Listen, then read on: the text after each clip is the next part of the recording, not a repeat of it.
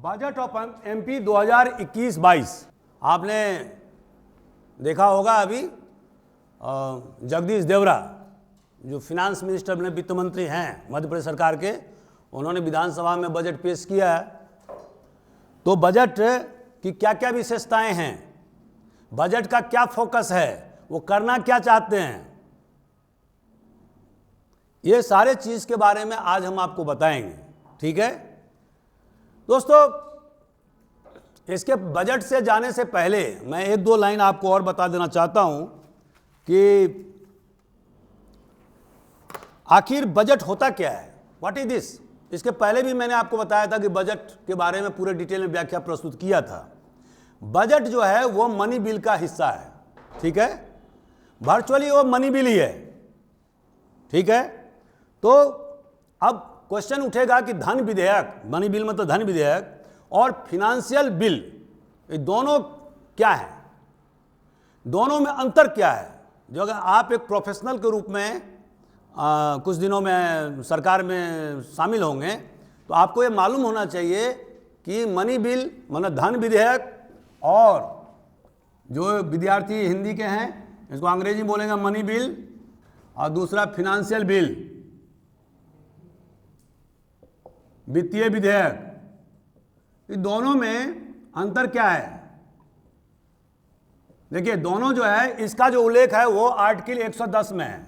ठीक है, और ये का उसको उल्लेख कितना है, 117 में।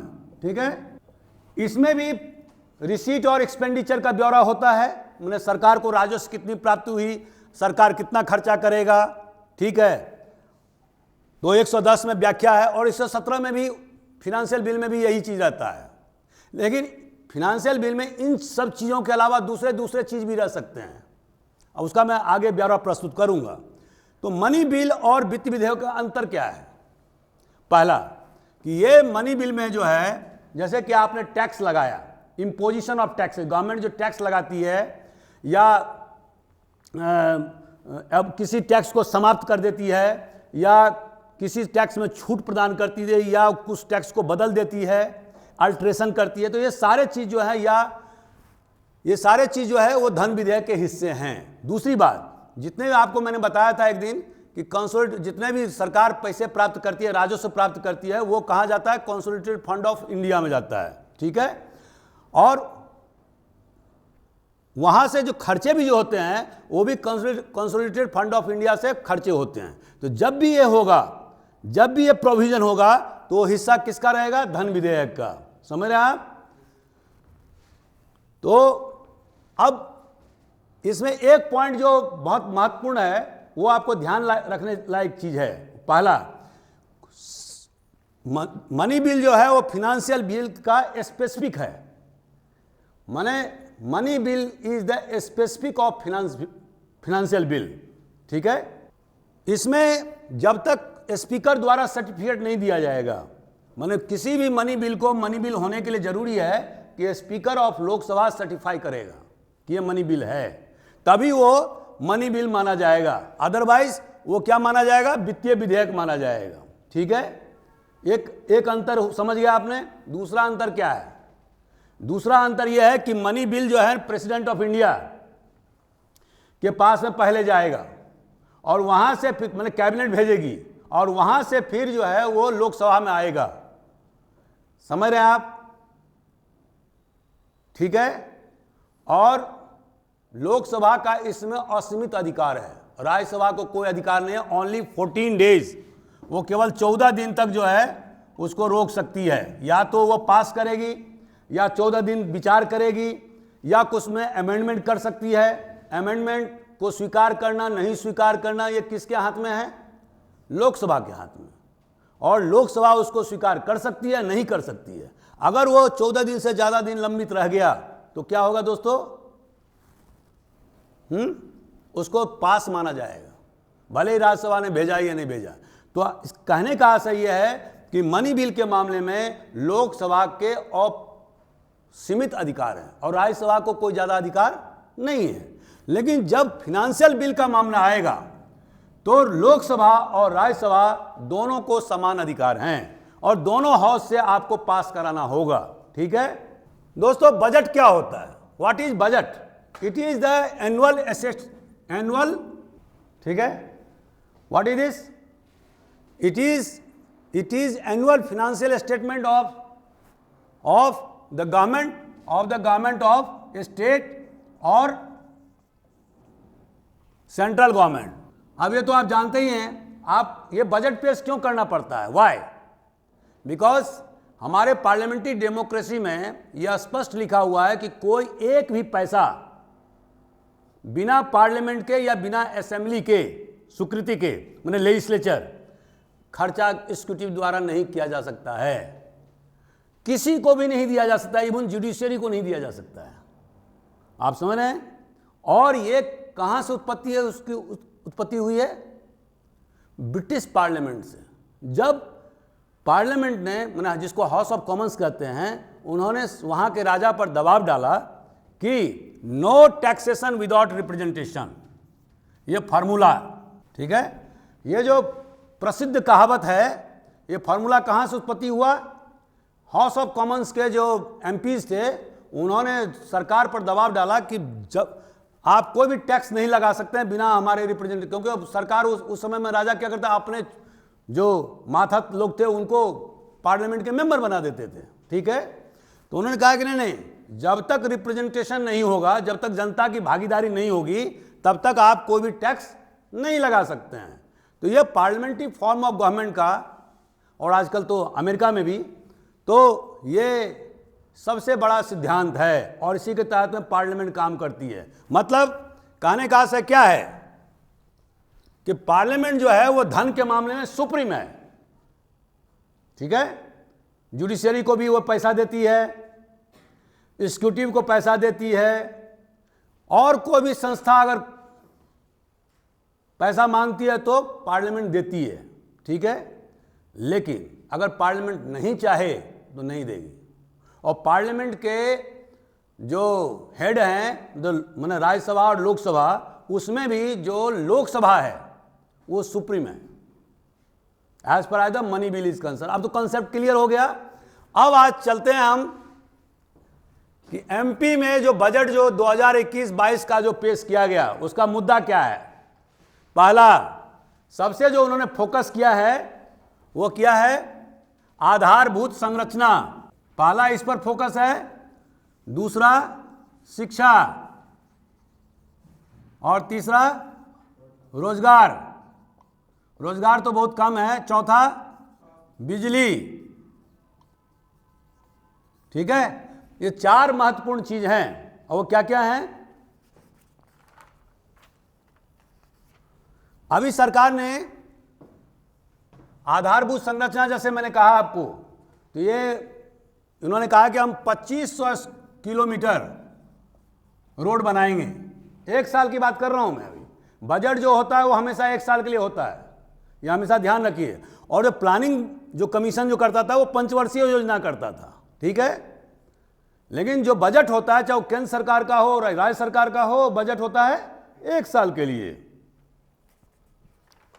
तो पहला तो उन्होंने क्या कहा कि 2500 किलोमीटर हम रोड बनाएंगे। दूसरा क्या बताया उन्होंने, पुल पुलिया का निर्माण करेंगे। पुल पुलिया का निर्माण करेंगे, पुल पुलिया का निर्माण। तीसरा BOR, उसको क्या बोलते हैं, रेलवे क्रॉसिंग को ओवरब्रिज, ओवरब्रिज, हाँ, ROB। तो ये उन्होंने कहा कि हम इसका भी निर्माण करेंगे। वो कितना करेंगे? 105, मैंने कुल 105। अब वो 105 क्यों? क्योंकि उन्होंने देखा कि बहुत सारे जो दुर्घटना हो रही हैं वो अनमैन्ड जो रहता है, जहाँ पर लोग नहीं रहते हैं, तो कभी ट्रक से टक्कर हो जाता है रेलवे का, कभी जनता मारी जाती है। रेलवे ओवरब्रिज तो रेलवे डिपार्टमेंट करेगा, ये उसकी बात नहीं कर रहे हैं। जो अनमैन्ड जो क्रॉसिंग होता है ना, जो अभी आप जाएंगे तो आप बहुत सारे जगह देखेंगे। और रेलवे स्टेशन का जो ओवरब्रिज का काम तो रेलवे डिपार्टमेंट करती है, इसमें कंफ्यूजन मत करो यार। मेट्रो रेल के लिए उन्होंने 262 करोड़ रुपया दिया है। हालांकि ये ऊंट के मुंह में जीरा का फोरन है, इंदौर और भोपाल में इंदौर और भोपाल में इन्होंने मेट्रो की शुरुआत किया है और इसमें जो है वो 262 करोड़ रुपया 262 करोड़ ये इसका आवंटन हुआ है 1 साल के लिए। हालांकि ये पैसे का आवंटन बहुत कम है, लेकिन एक बात जो सरकार की बहुत अच्छी लगी मुझे वो क्या था कि उन्होंने कोई नया टैक्स नहीं लगाया, जो कि कोरोना से तो हर लोग पीड़ित है, तो कोई नया टैक्स जो उन्होंने नहीं लगाया। लेकिन जो पेट्रोल पर जो वो 28 रुपया जो अभी टैक्स ले रहे हैं मध्य प्रदेश गवर्नमेंट, जो सबसे ज़्यादा भारत में ले रही है, इसके कारण से यहाँ के जो सरहदी लोग रह रहे हैं वो दूसरे राज्यों से तेल भरवा के आ रहे हैं, ठीक है, और उनमें 3-4 रुपये डिफरेंस से जा रहे हैं, ठीक है। तो दोस्तों इसमें कोई कमी नहीं हुआ। दूसरी बात जो आलोचकों ने यह कहा कि जब रजिस्ट्री जो जमीन की रजिस्ट्री कराते हैं वो अभी मध्य प्रदेश में कितना चल रहा है, 12.5%। माने जो कॉस्ट होगा लैंड का, जो जितने रुपए का आप मान लो 1 लाख रुपए का करा रहे हैं रजिस्ट्री, तो 12,500 रुपये आपको क्या देना पड़ेगा, रजिस्ट्री चार्ज। तो इसमें भी 2% की छूट थी पिछले साल तक, माने 31 मार्च के पहले तक। तो अभी क्या हो गया है, इसमें कोई छूट नहीं दिया गया। तो ये कितना है, ये सबसे भारत में सबसे ज़्यादा रजिस्ट्री चार्ज है मध्य प्रदेश में। तो 2 चीज़ में मध्य प्रदेश सबसे फर्स्ट है। पहला, पेट्रोल में जो सेस लगा रही है माने स्टेट गवर्नमेंट का, वो 1 लीटर पर 28 रुपये ले रही है, और दूसरा 12.5% जो है ना रजिस्ट्री चार्ज ले रही है। इसमें थोड़ा सा कम करना जरूरत था, लेकिन सरकार के साथ भी व्यवस्था है, क्योंकि लगभग जो पिछले साल के अनुपात में इस साल टैक्सों से जो धन है जो सरकार को प्राप्त होता था उसमें 5%, 5.05 इतने परसेंट की कमी आ गई है। तो सरकार के पास में और कोई चारा नहीं है, और इसी कारण से मुझे लगता है कि सरकार ने जो है जो पेट्रोल पर जो सेस हैं या जो रजिस्ट्री पर जो चार्जेज हैं उसको कम करने की स्थिति में नहीं है। दूसरा जो मैंने आपको इंपॉर्टेंट जो चीज़ बताया वो शिक्षा। अब दोस्तों शिक्षा में क्या देखा आपने, अभी सरकार ने कहा कि हम जो है ना मेडिकल कॉलेज खोलेंगे। आपने पढ़ा होगा अभी पेपर में, अभी जो है वो अब टोटल हो जाएगा 23 मेडिकल कॉलेज मध्य प्रदेश में, 23 मेडिकल कॉलेज हो जाएगा, और इसमें 1250 सीट की संख्या बढ़ जाएगी, माने MBBS की सीट बढ़ जाएगी, ठीक है। शिक्षा के क्षेत्र में उन्होंने कहा कि 350 जो स्कूल है उसको हम CBSE से, जो ज्ञानोदय स्कूल है उसको हम CBSE से जोड़ देंगे, और इसमें उनका स्तर बहुत ज़्यादा बढ़ा दिया जाएगा। ज्ञानोदय स्कूल, ज्ञानोदय मध्य प्रदेश सरकार का खोला हुआ स्कूल है, ज्ञानोदय स्कूल, जो पहले ही से कार्यरत है, ठीक है, पहले ही से कार्यरत है, तो उसको ही अपग्रेड करने को उनको CBSE से लिंकेज कर दिया। मैंने वहाँ पर जो सिलेबस होगा, जो अभी MP बोर्ड का सिलेबस होता है, उसके बदले में अब CBSE का बोर्ड होगा उसमें, जो लोग ज्ञानोदय स्कूल से पढ़ेंगे। इसके अलावा सरकार ने कहा कि हम 28,000 लोगों को रोजगार देंगे, जिसमें कि 24,000 जो है 24,000 तो शिक्षकों की भर्ती करेंगे, टीचर, और 4,000 जो है वो पुलिस को भर्ती करेंगे, ठीक है।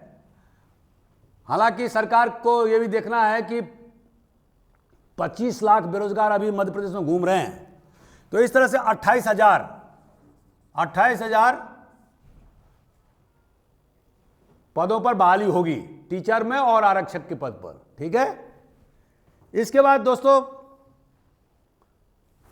सरकार ने ये कहा कि हम जो अभी जो जीडीपी है मध्य प्रदेश का, वो कितना है, 9,17,555 रुपया,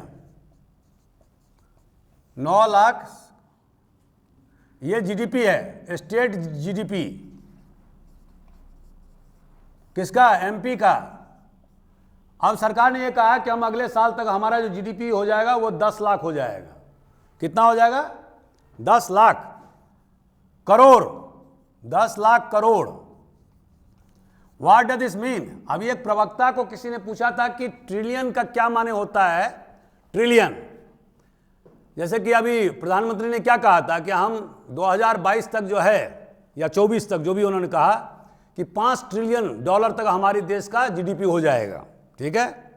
अभी कितना, लगभग 3 ट्रिलियन के लगभग है, जो कि अकेले कैलिफोर्निया जो स्टेट है अमेरिका का, उसका ही पौने 3 ट्रिलियन के बराबर है। आप समझ सकते हैं अमेरिका का टोटल कितना है जीडीपी, 21 ट्रिलियन डॉलर है। चाइना का कितना है, 14। इंडिया का कितना है, 3 ट्रिलियन। ठीक है, ये सब आपको याद रहना चाहिए अंगूठे पर, उंगली पर। ठीक है, 10 टू द पावर 12 होता है, मतलब एक बार 12 शून्य लगाएंगे तब जाकर के क्या होगा, ट्रिलियन होगा। ठीक है, एक पर 9 शून्य लगाएंगे तो हो जाएगा बिलियन। अब ये बिलियन ट्रिलियन ही बता देता हूं आपको। 10 लाख करोड़ में 10 ट्रिलियन, ये रुपया की बात कर रहे हैं मध्य प्रदेश गवर्नमेंट। और जो हमने 5 ट्रिलियन जो प्रधानमंत्री ने कहा वो डॉलर की बात कर रहे हैं, तो उसमें 75 गुणित कर दो आप, समझ रहे हैं, तब रुपया में कन्वर्जन होगा, ये याद रखना। तो मध्य प्रदेश सरकार का अगले साल जो पूरा स्टेट जीडीपी हो जाएगा वो कितना होगा, 10 लाख करोड़, माने 10 ट्रिलियन रुपया। ठीक है, और 1 ट्रिलियन बराबर कितना होता है, 1000 बिलियन। आप थोड़ा सा याद रखिए, किसी दिन हम और बताएंगे आपको। और 1 बिलियन कितना होता है, 1 बिलियन बराबर 1000 मिलियन। ठीक है, और 1 मिलियन बराबर कितना होता है, 10 लाख बराबर होता है 10 लाख। 10 लाख बराबर होता है 1 मिलियन। अब दोस्तों इसके अलावा जो इंपॉर्टेंट इसके पॉइंट हैं वो आपको चिन्हित करना है। सरकार ने कहा कि जीडीपी में 25% जो भागीदारी होगी वो इंडस्ट्री की होगी। कितनी होगी, टोटल जो आप 10 लाख जो करोड़ रुपया का जो जीडीपी हो जाएगा अगले साल, उसमें जो इंडस्ट्री की भागीदारी होगी वो कितना होगा, 25%। लेकिन 25% कैसे होगा इसके बारे में बजट मौन है, क्योंकि सरकार के पास पैसा है नहीं, तो इंडस्ट्री कैसे खोलेगा, एक अनुमान है। और पूर्व वित्त मंत्री राघव जी तो कल पेपर में छापा था, ये कैसे होगा ये किसी के समझ में नहीं आ रहा है, क्योंकि पैसे कहाँ हैं। क्योंकि सरकार के पास जो अभी जो मूल जो स्रोत रह गए हैं पैसे का, वो क्या है, 3 चीज रह गया है। पहला क्या क्या रह गया बताओ, पेट्रोल, वाइन, ठीक बताया आपने, या लीकर जिसको बोलते हैं, और तीसरा सेल टैक्स, और चौथा रजिस्ट्री से स्टाम्प ड्यूटी या स्टाम्प ड्यूटी। स्टाम्प ड्यूटी, ये 4 महत्वपूर्ण स्रोत हैं, और प्लस जीएसटी। जीएसटी में जो सरकार को, जो हर राज्य सरकार का उसका हिस्सा मिलता है। ठीक है, तो अभी सरकार को अनुमान है कि हमको मध्य प्रदेश गवर्नमेंट को समथिंग 52,000 करोड़ रुपया मिलेगा। ठीक है, तो ये अनुमान है उनको, और इस आधार पर उन्होंने बजट बनाया है, इसको भी जोड़ा है उन्होंने, तभी तो बजट की रूपरेखा तैयार करेंगे। इसके अलावा इसमें राजनीति का पुट भी है, जैसे कि 2500 गौशाला खोलने का विचार है। ठीक है, 2500 गौशाला, क्योंकि इससे वोट मिलते हैं, समझ रहे हैं आप। गौशाला खोलने से क्या होता है, जनता वोट देती है, और हर एक सरकार के अपने कमिटेड फिलॉसफी होते हैं, तो कोई बुरी बात नहीं है। अगर किसी सरकार को जनता उस आधार पर वोट देती है तो सरकार तो खोलेगी ना। जैसे कि कांग्रेस सरकार ने, उन्होंने कहा कि हम राम पथ गमन बनाएंगे। अब किसी को कुछ पता नहीं है कि राम जी किधर से गए किधर से आए, लेकिन उन्होंने कहा कि नहीं, वो जो चित्रकूट से लेकर सतना वाला जो रोड है उसको हम जो है राम पथ गमन, इसी रास्ते से फिर वो एनएच में मिल गए। और एनएच जो है ना, जो जाती है जबलपुर से होता हुआ नागपुर होते हुए जो दक्षिण भारत में जाती है, उसी रास्ते से गए। तो सतना, अब सतना से लेकर के चित्रकूट तक का रास्ता उन्होंने क्या कहा कि ये टूटी फूटी रोड है, ये राम जो है, राम जी पहले चित्रकूट से तो सतना आए होंगे, फिर एनएच पकड़े होंगे, तभी तो जाएंगे वहाँ। तो उसको उन्होंने रास्ता का नाम दे दिया राम पथ गमन। ठीक है, अब पता नहीं उसमें क्या डेवलपमेंट हुआ, आई डोंट नो। और ये बीजेपी गवर्नमेंट क्या कर रही है या कांग्रेस ने क्या किया, मुझे पता नहीं है। अभी सबसे बड़ी समस्या क्या है, अगर आप प्रदेश या बिहार या किसी प्रांत की देखें तो सबसे बड़ी समस्या है बेरोजगारी। जैसे मैंने केंद्रीय बजट के दिन मैंने आपको भाषण में बोला था कि जो केंद्रीय वित्त मंत्री का फोकस क्या था कि किसी तरह से हम रोजगार लोगों को दें, और इसीलिए उन्होंने मनरेगा का जो अमाउंट था 40,000 करोड़ रुपया उसको डबल कर दिया उन्होंने, ताकि लोग भूखे नहीं मरे।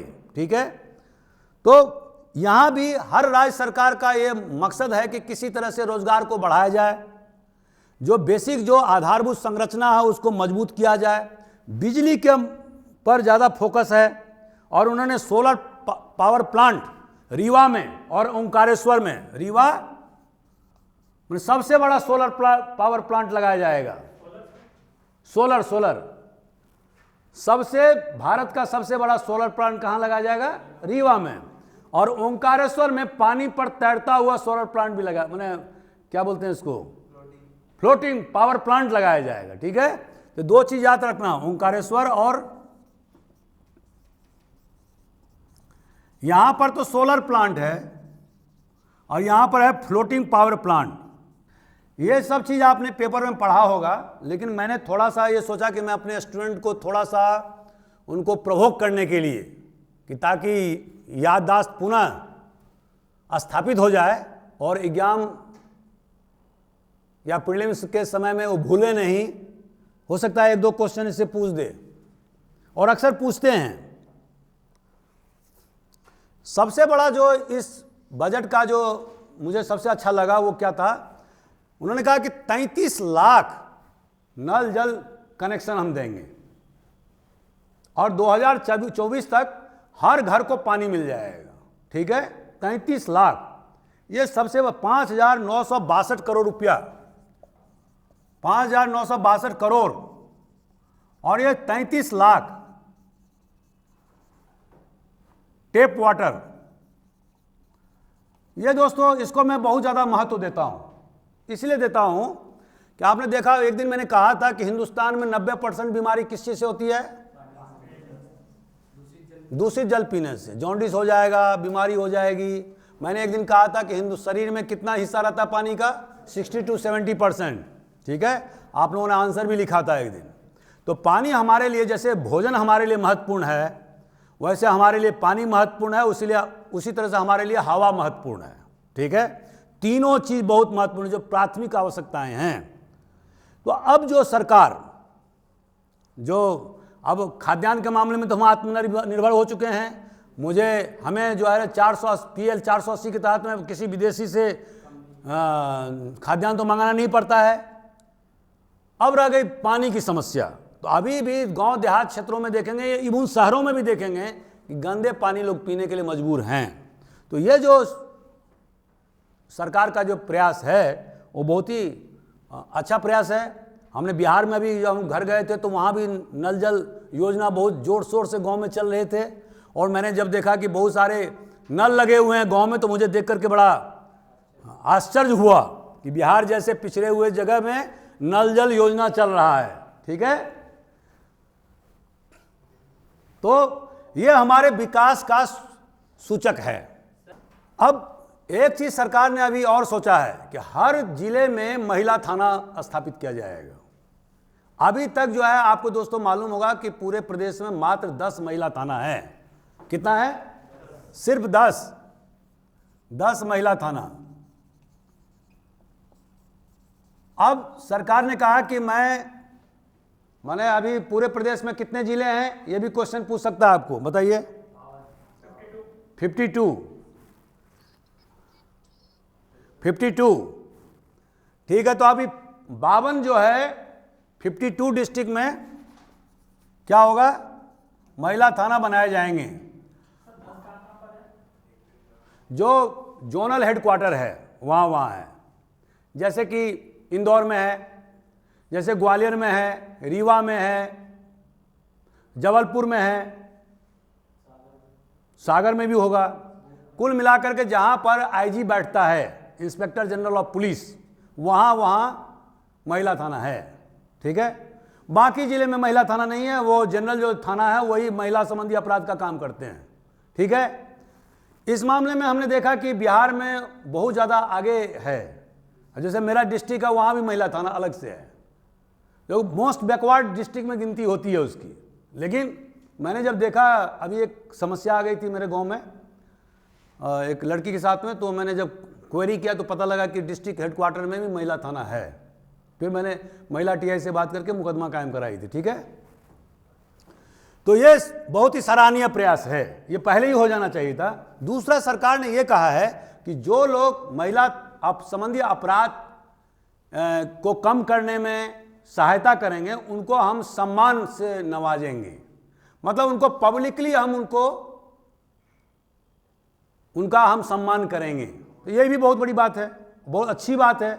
इससे क्या है कि जनता में जागरूकता फैलेगी, लोग आगे बढ़ेंगे। और महिला समझ, मैं तो कह रहा हूं कि कोई भी अपराध हो, वो अपराध घटिया चीज होता है, तो महिला के साथ में यदि इस तरह की जो, चूंकि हिंदुस्तान में ज़्यादा वारदात होती है, तो उसको रोकने के लिए अगर सरकार इस तरह का प्रयास कर रही है या करना चाहती है तो यह स्वागत योग्य है। दोस्तों, अभी जो बजट है वो टोटल कितने का है यह भी याद रखना होगा आपको। 2,41,000 करोड़। ठीक है, इतने का बजट सरकार ने पेश किया है। लेकिन इसमें जो रेवेन्यू की प्राप्ति हुई है सरकार को हुई है 2,15,000 और खर्चा सरकार कर रही है 2,17,000 करोड़।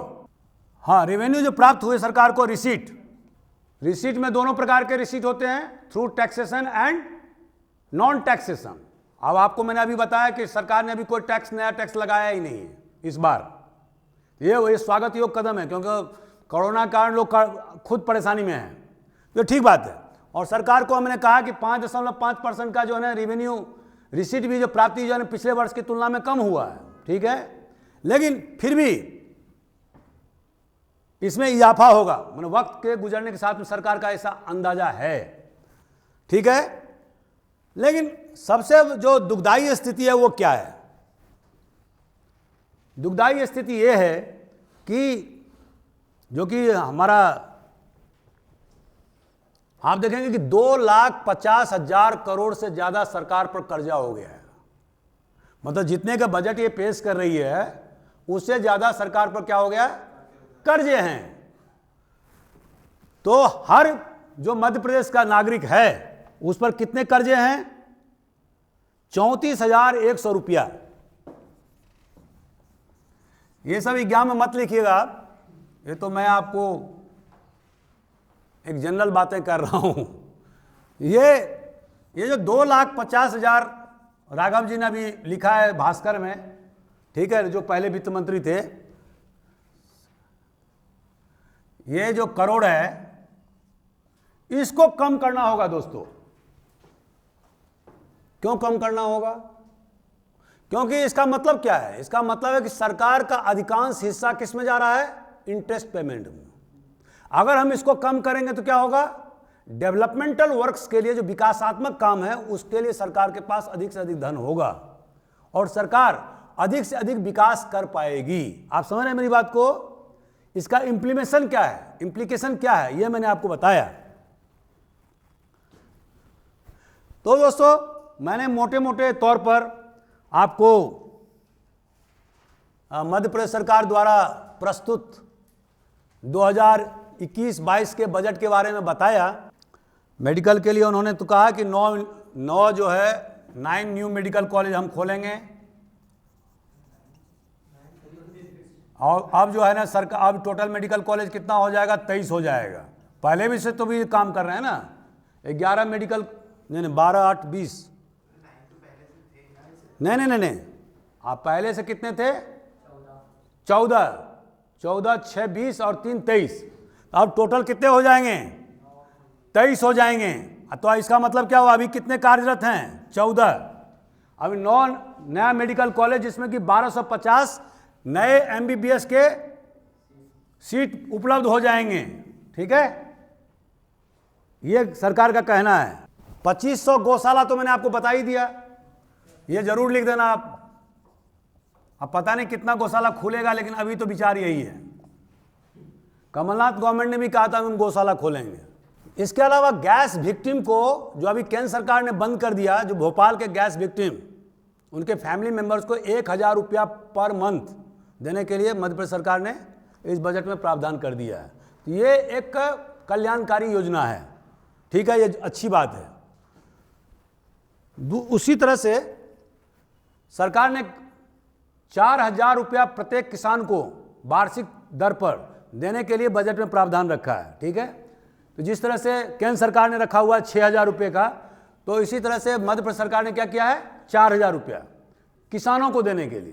तो ये भी स्वागत योग्य कदम है। तो इस तरह से कुल मिला के कितने हो जाएंगे सर किसानों खाते में, 10,000 रुपया साल में आएंगे। तो कम से कम भूख से तो नहीं मरेंगे वो, उनके पास इतना पैसा होगा। एक दो चीज़ और आप याद रख लीजिएगा, ट्राइबल सब प्लान होता है, ट्राइबल सब प्लान। क्योंकि मध्य प्रदेश में आपको मैंने अभी पूछा था कि कितने % आदिवासी हैं मध्य प्रदेश में, तो कितने % हैं, 21.1%, ठीक है। तो इसके लिए उन्होंने क्या कहा, कितना पैसा दिया है इस बजट में, 24,911 रुपया, 24,911 करोड़ रुपया, ये मत भूलिएगा। रुपया का आजकल सिंबल क्या होता है, ये, ठीक है, ये हमेशा लिखिएगा आप। मुझे नहीं मालूम, अभी हाल में ही बना है, ये किसी ने दिया है। ये क्या है, ट्राइबल सब प्लान है। ये दोस्तों ट्राइबल सब प्लान क्या होता है, जो ट्राइबल इलाका है, जो 5वें अनुसूची का जो भाग है, समझ रहे हैं आप, 5th अनुसूची और 6th अनुसूची। 6th अनुसूची कहाँ के लिए लागू है, आसाम और दूसरे राज्यों जो नॉर्थ ईस्टर्न एरियाज है। और 5th schedule of the constitution कहाँ लागू है, other than north eastern areas. हमारा जो मध्य प्रदेश है वो किस एरिया में, किस जगह पड़ता है, 5th शेड्यूल में पड़ता है। अब जो झाबुआ है, अलीराजपुर है, बड़वानी है, धार का आधा हिस्सा है, all these are the parts of the 5th schedule, ठीक है। अब ये इन 5th शेड्यूल में जो आदिवासी रहते हैं उनके विकास के लिए, तो विकास में क्या होगा, जैसे एजुकेशन शिक्षा है, जैसे कि आपका हॉस्टल की व्यवस्था है, या जैसे कि स्वास्थ्य की सुविधा है, जैसे कि आपको रोड की व्यवस्था है, गांव-गांव से कनेक्टिविटी वाला रोड है, ठीक है, मेन सड़क से फलिया की सड़क को जोड़ने का काम है, स्कूल का विकास है, ठीक है। तो ये बहुत सारे ट्राइबल सब प्लान में आते हैं, ठीक है। उसके लिए सरकार ने क्या किया, 24,911 रुपया आवंटन किया है, और 17,980 रुपया ये शेड्यूल कास्ट SC के लिए, शेड्यूल कास्ट माने अनुसूचित जाति के विकास के लिए किया हुआ। तो आप जानते हैं कि हमारे राज्य में जो अनुसूचित जाति और जनजाति की संख्या बहुत ज़्यादा हो गई है, ठीक है। और अगर इनका विकास अगर सही ढंग से हो गया तो मध्य प्रदेश को विकसित राज्य के दर्जा देने से कोई रोक नहीं सकता है, समझ रहे आप। कि यहाँ पर इतना बड़ा मेजर चंक है, ऐसा नहीं कि मध्य प्रदेश कोई गरीब है, नो, गरीब नहीं है। आप देख लीजिए आप इंदौर में जाकर के, ये क्या है कि ये इसको क्या बोलेंगे, कास्ट स्पेसिफिक गरीबी है, कास्ट और इथनिसिटी स्पेसिफिक। इसका मतलब क्या हुआ, गरीबी जो है वो पर्टिकुलर एरियाज में वो कंसंट्रेशन है, जैसे शेड्यूल कास्ट में, शेड्यूल ट्राइब में, अदर बैकवर्ड OBC में, ठीक है, कुछ सवर्णों में भी है, लेकिन अधिकांश गरीबी कहाँ है, ट्राइबल्स में, शेड्यूल कास्ट में। और इनकी संख्या जो है ना, चंक क्या है, अगर आप सही ढंग से देखेंगे तो मध्य प्रदेश में जो OBC का जो अनुपात, अभी हालांकि उस आधार पर जनगणना नहीं हुआ है, लेकिन मेरा अपना अनुमान है कि 40% OBC से कम नहीं होगा मध्य प्रदेश में, ठीक है। और प्लस आपको 21% क्या बता दिया मैंने, ट्राइबल। तो 40 और 21 कितने हो गए, 61 हो गए। और कम से कम 15%, 12 से लेकर 15% शेड्यूल कास्ट जरूर होगा, तो कितने हो गए, 76। तो अब कितने रह गए, 24। अब ये 24% में इसमें कोई ज़्यादा गरीबी नहीं है, ठीक है। ये सारी गरीबी कहाँ है, और इन तीनों में भी सबसे ज़्यादा गरीबी है ट्रैवल में। तो अगर हम इन तीनों जो बड़े बड़े चंक हैं, अगर इसका हमने सुधार कर लिया तो मध्य प्रदेश गरीब रहेगा क्या, वो तो विकसित राज्यों में आ जाएगा, क्योंकि मध्य प्रदेश में जो ट्राइबल का जो पॉपुलेशन है, जो मैंने कल पूछा था, वो हिंदुस्तान में क्या है, सबसे ज़्यादा है। और गरीबी भी कहाँ है सबसे ज़्यादा, वहीं है। तो अगर हम उसको दूर कर लेंगे तो क्या हो जाएगा, मध्य प्रदेश एक विकसित राज्य बन जाएगा। तो सरकार का भी यही मंशा है, और इसीलिए उन्होंने ट्राइबल सब प्लान और ये शेड्यूल्ड कास्ट सब प्लान, ये दोनों के तहत में आप देखिए कितने बड़े बड़े हाई अमाउंट उन्होंने पैसा बजट में रखा है। ठीक है, तो ये चीज़ को आप शामिल कर लीजिएगा। अब दोस्तों मेन चीज़ होता है इम्प्लीमेंटेशन। आपने बजट में कुछ भी कर दिया और पता लगा कि बाद में कि आपने मात्र 25% ही खर्चा किया, तो ये भी ठीक बात नहीं है। पैसा देने से कुछ नहीं हो जाए, पैसा देना एक पहला कदम है, लेकिन इसके बाद में उसका क्रियान्वयन सबसे ज़्यादा महत्वपूर्ण बात है कि पूरे पैसे खर्च होना चाहिए। तो अगर वो खर्चा कर लेती है सरकार तो सो मच सो गुड, और इस फ्रंट पर तो सरकार का बजट जो है सराहनीय है। तो आपको अगर कोई क्वेश्चन पूछना हो, यू कैन आस्क।